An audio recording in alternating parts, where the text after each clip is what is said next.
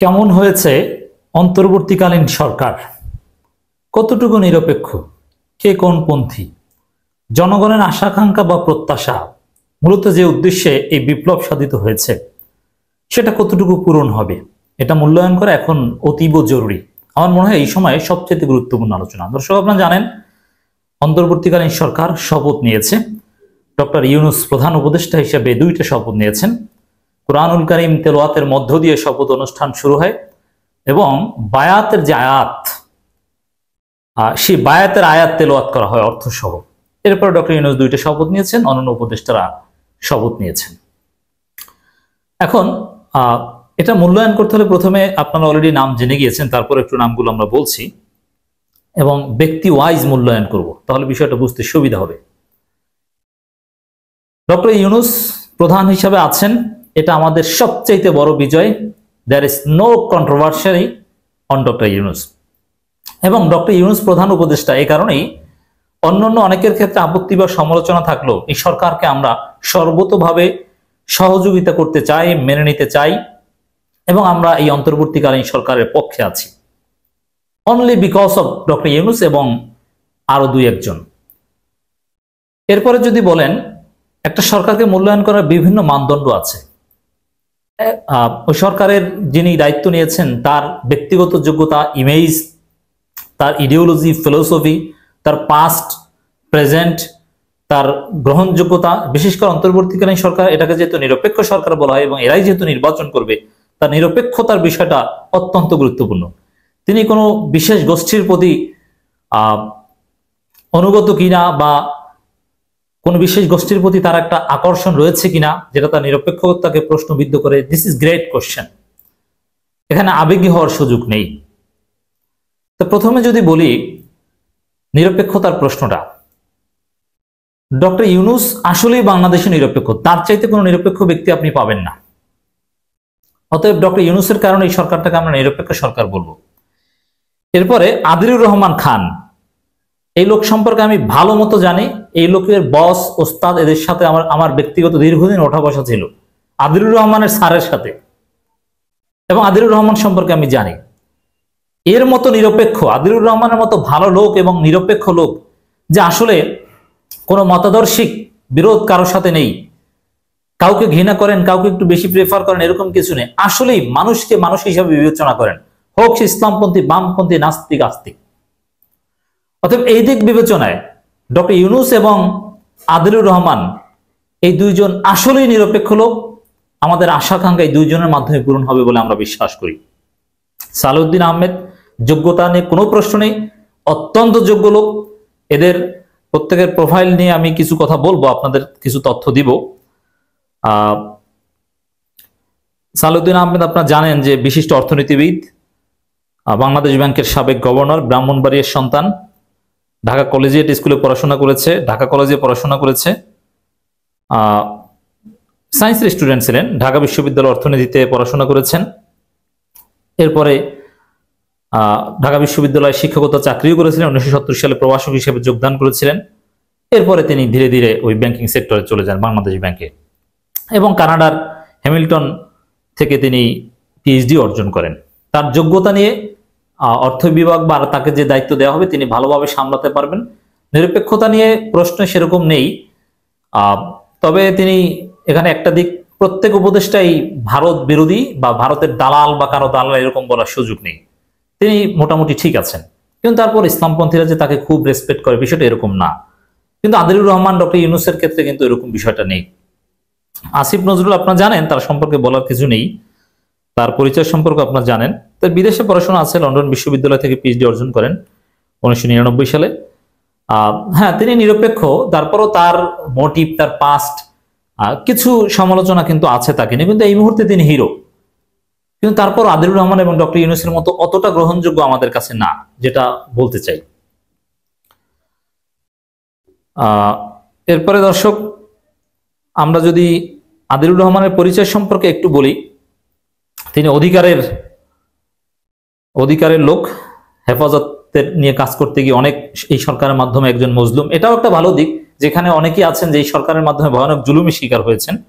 এটা এই বিজয়ে, এই বিপ্লবকে কার্যকর করার ক্ষেত্রে ভূমিকা পালন করবেন।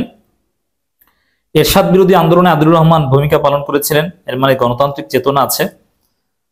বিএনপির সময়ে তিনি ডেপুটি অ্যাটর্নি জেনারেলের দায়িত্ব পালন করেন, এটা তার মূল পরিচয়। হাসান আরিফ, তিনি সাবেক তত্ত্বাবধায়ক সরকার উপদেষ্টা এবং অ্যাটর্নি জেনারেল হিসেবে দায়িত্ব পালন করেছিলেন।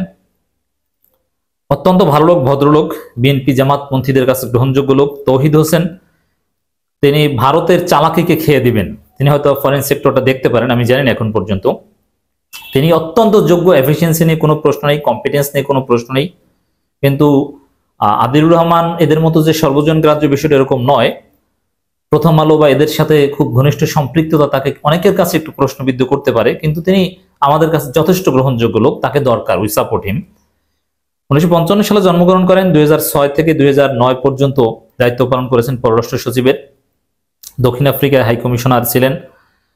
ঢাকা বিশ্ববিদ্যালয়ের ইতিহাস থেকে স্নাতকোত্তর সম্পন্ন করেন। তারপর 1981 সালে ফরেন সার্ভিসে যোগদান করেন।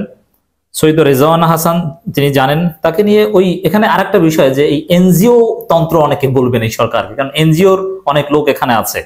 ডক্টর ইউনূসের লোক এই রেজওয়ানা হাসান, 1968 সালে জন্ম, পৈতৃক নিবাস হবিগঞ্জ, পরিবেশ নিয়ে কাজ করেন, ভালো লোক। তারপরও কিছু প্রশ্ন আছে। সাখাওয়াত হোসেনকে আপনারা সবাই জানেন, 1948 সালে বরিশালের তার জন্ম। তেজগাঁও সরকারি প্রাথমিক বিদ্যালয় থেকে শিক্ষা শেষ করে আন্তর্জাতিক সম্পর্ক বিভাগেও তিনি পড়াশোনা করেছেন, আমার ডিপার্টমেন্ট। এবং 1973 সালে তিনি বাংলাদেশে ফিরে আসেন এবং বাংলাদেশ সেনাবাহিনীতে মেজর পদে কুমিল্লা সেনানিবাসে যোগদান করেন। এরপরে পরিচয় আপনারা জানেন। সুপ্রদীপ চাকমা, এখানে তাকে নিয়েও কিন্তু প্রশ্ন আছে। তিনি যে সবার কাছে গ্রহণযোগ্য, সাখাওয়াত হোসেন তার নানান থট, লেখালেখি বা কতটুকু আওয়ামী লীগের বিরুদ্ধে তিনি সর্বতভাবে এই ফেসিবাদের বিরুদ্ধে কাজ করেছেন কিনা, এটা নিয়ে প্রশ্ন আছে। এই ক্ষেত্রে তার আওয়ামী লীগ বিরোধী অবস্থান কতটা, অবশ্যই তিনি আওয়ামী লীগ বিরোধী, কিন্তু কতটা জোরালো, this is question. Supradip Chakma একটা বিশেষ শ্রেণীর কোটায় তিনি এসেছেন। ঢাকা বিশ্ববিদ্যালয়ের মার্কেটিং বিভাগের ছাত্র ছিলেন এবং বিসিএস ফরেন কার্ডের অবসরপ্রাপ্ত কর্মকর্তা, অত্যন্ত দক্ষ লোক। ফরিদা আক্তার, তিনিও যথেষ্ট দক্ষ লোক, গণবিশ্ববিদ্যালয়ের ট্রাস্টি, চট্টগ্রামের সন্তান, চট্টগ্রাম বিশ্ববিদ্যালয়ে অর্থনীতিতে পড়াশোনা করেছেন। ডক্টর ইউনূসের খুব আস্থাভাজন লোক। ডাক্তার বিধানচন্দ্র রায়, জাতীয় মানসিক স্বাস্থ্য ইউনিটের সাবেক পরিচালক। আফমা খালিদ হোসেন, তাকে চেনেন, বিশিষ্ট আলেম, 1959 সালে জন্ম, হেফাজত ইসলাম বাংলাদেশের নায়েব আমির ছিলেন। এবং আরেকটা পরিচয় যে চরমোনাইর শিক্ষা উপদেষ্টা। এখন এটা নিঃসন্দেহে তার নিরপেক্ষতাকে প্রশ্নবিদ্ধ করে, কারণ তিনি একটা রাজনৈতিক দলের, হেফাজত কোনো রাজনৈতিক দল না, হেফাজতে নায়েব আমির হওয়ার অন্যায় নয়, কিন্তু তিনি একটা রাজনৈতিক দলের উপদেষ্টা, এটা একটা পদ। এটা একমাত্র ব্যতিক্রম যে রাজনৈতিক দল থেকে তাকে নেওয়া হয়েছে। এই জিনিসটা আমি ভালোভাবে দেখছি না, নিরপেক্ষতাকে ডেফিনেটলি প্রশ্নবিদ্ধ করবে। যদি হুজুরদের কাছে তার গ্রহণযোগ্যতা আছে, আলিয়া, কওমি, জামাত সব ঘরানার কাছে গ্রহণযোগ্য আছে, গ্রহণযোগ্যতা তার আছে। আন্তর্জাতিক ইসলামী বিশ্ববিদ্যালয় Chattogram Quranic science and Islamic studies বিভাগের অতিথি শিক্ষক। জামাতের সাথেও ভালো সম্পর্ক, জামাত তাকে তাদের পত্রিকা অ্যাক্সেস দিয়েছে। কিন্তু তার রাজনৈতিক পরিচয়টা, চরমোনাইর উপদেষ্টা, এটা ডেফিনেটলি নিরপেক্ষতার ক্ষেত্রে প্রশ্নবিদ্ধ করবে। নূরজাহান বেগম, 2010 সালের চেয়ারম্যান, তিনি গ্রামীণ ব্যাংকের দায়িত্ব পালন করেছেন। গ্রামীণ ব্যাংকের লোক, এক কথায় যদি বলি, তিনিও যোগ্য লোক, নানান পুরস্কার পেয়েছেন। শারমিন মুর্শিদ, তিনিও একটা এনজিওর লোক, ব্রতির নির্বাহী কর্মকর্তা শারমিন মুর্শিদ। তিনি নির্বাচন ব্যবস্থা নিয়ে কাজ করেছেন। ফারুকি আজম, তিনি নৌ কমান্ডো ফারুকি আজম বীর প্রতীক, তিনি চট্টগ্রামের জন্ম, তিনি বিশিষ্ট মুক্তিযোদ্ধা, এই হিসাবে তিনি এখানে হয়তোবা জায়গা পেয়েছেন। নাহিদ ইসলাম, আসিফ, এদের তো মূল পরিচয়, এরা ছাত্র। তো এখানে আমি মনে করি যে শতভাগ গ্রহণযোগ্য আসলে কোনো সরকারই হয় না। সমালোচনা আছে, সমালোচনা থাকবে, আমরা এই সরকারকে সমালোচনা করব।